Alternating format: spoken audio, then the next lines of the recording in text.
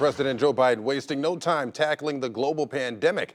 The president signed 10 executive orders today in an effort to slow the spread of COVID-19 and speed up vaccinations. Now, the president signed off on creating a national pandemic testing board.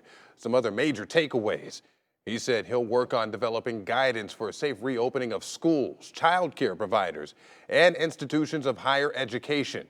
He will also direct the Federal Emergency Management Agency to offer full reimbursement to states for the cost of National Guard personnel and emergency supplies such as PPE for schools.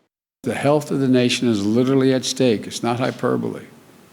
I'm convinced the American people are ready as well to spare no effort, no expense to get this done.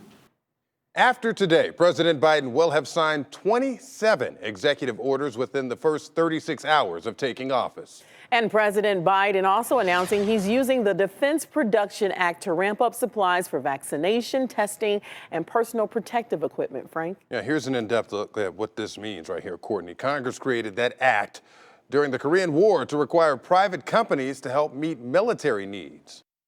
Our national plan launches a full-scale wartime effort to address the supply shortages by ramping up production and protective equipment, syringes, needles, you name it. This is a wartime undertaking. Biden is using the act to meet his goal of 100 million vaccinations in 100 days. Today's executive order means his deputies can ask companies to make more syringes as well as swabs for testing, which will continue for months, and to shore up the nation's mask and emergency equipment supply. Former President Trump used all of that to get more masks and ventilators at the start of the pandemic. And Ohio is bringing rapid coronavirus testing to your home. Governor DeWine announced a new partnership with Abbott and eMed today. The state is purchasing at least 2 million at-home rapid antigen tests. You'll get results in just 15 minutes. DeWine says this tool allows more aggressive testing. This has been a request from local health departments who have really said to us, we need to control some of these. So if we've got a hot spot over here, we got a problem here, we can go in right that day and get people tested and control it ourselves. The governor says eMed will provide telehealth services to help guide those taking the test at home.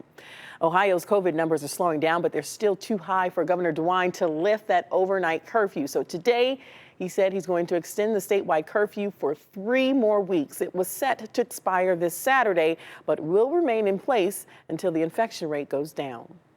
Washington is marking the first full day of the Biden administration, and it comes amid the call for unity.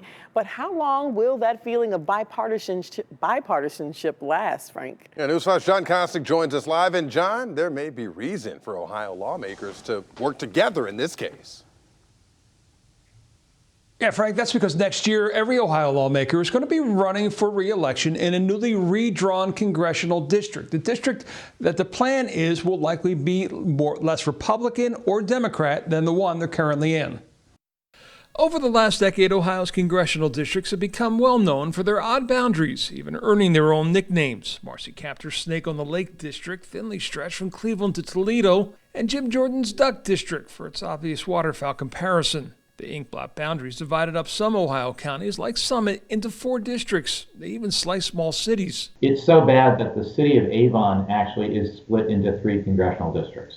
The courts ruled Ohio's districts to be unconstitutional in 2019, gerrymandered by Republicans to benefit Republicans, and ordered them redrawn. But the U.S. Supreme Court would later rule that federal courts shouldn't be deciding such cases so close to the 2020 election. Redrawing the seats is a process that starts next month in Ohio with the results of last year's census. As it was, Ohio voters in 2018 already approved a new process aimed at more fairly drawing the districts. The argument at the time was Ohio's Republicans in Congress received 52% of the vote in 2018, but controlled 75% of the congressional seats.